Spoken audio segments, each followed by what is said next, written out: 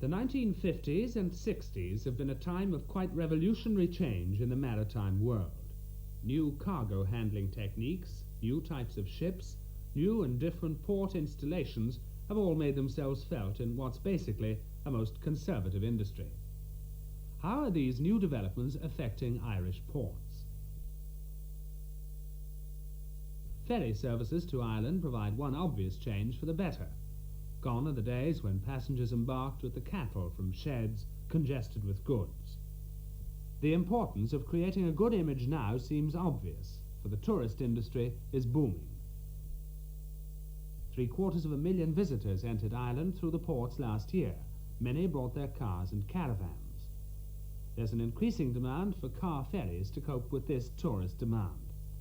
Somewhat belatedly, the shipping companies have accepted the challenge. 6 new car ferries have been introduced in the last few years. In addition, Ireland's first direct link with the continent, the car ferry Leopard, now operates from Rosslare to Le Havre in France. These new ships demand new types of passenger terminals. Dublin's was built with commendable speed on reclaimed land. From it, the Munster operates services to Liverpool. During the height of last summer season, she carried 8,000 passengers and 2,000 cars each week. In Belfast, the Lion, the Ardrossan ferry, unloads through the bow at the new terminal she shares with the 2 Liverpool car ferries. Larne and Dunleary also have new terminals, and Cork's new Innisfallen will operate this year from a terminal to be built on the newly reclaimed Tivoli site. Perhaps the most dramatic change in port activity has come from the introduction of unit loads, notably the container. The theory behind unit loads is simple. A ship's time in port costs money. If cargo is already packed when it reaches port, the ship can be loaded faster. This lowers costs and also lessens the risk of damage and pilfering. Containers are the most versatile form of unit load. All sorts of commodities go in them: milk, eggs, raw materials, and manufactured goods of all kinds. They provide a door-to-door service between farm or factory and market.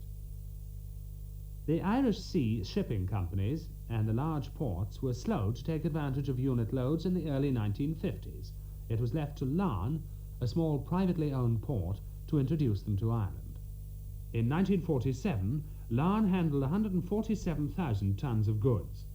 In 1967, over 1 million tons. This increase is a measure of the success of unit loads. Larne's main links are with Preston and Ardrossan, but unit loads also travel on the car ferries to Stranraer.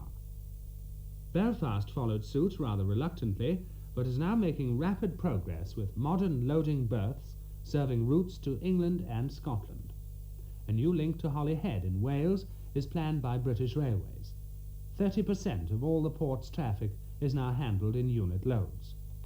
In the Republic, Greenore, also a small privately owned port, introduced container services to England in 1960. The port thus came to life again after 8 years of inactivity following on the closure of its railway shipping service. Like Belfast, Dublin's unit load services were slow to develop, largely because of their impact on the traditional labour structure of the port. Any such innovation that so drastically reduces the demand for labour, 4 men doing the work of 20, requires time for new employer-employee relationships to be worked out. Now, Dublin is a significant user of unit loads, with continental and transatlantic links in addition to its Irish Sea ones. But Waterford is a strong competitor for traffic. Its port already handles over 500,000 tons of goods, but when its new container loading berth and its huge transshipment crane, one of the largest in the world, comes into operation in the near future, this amount could double. Almost all the Republic's cheese and much of its butter export go through the port in containers. Unit load traffic demands new types of ships.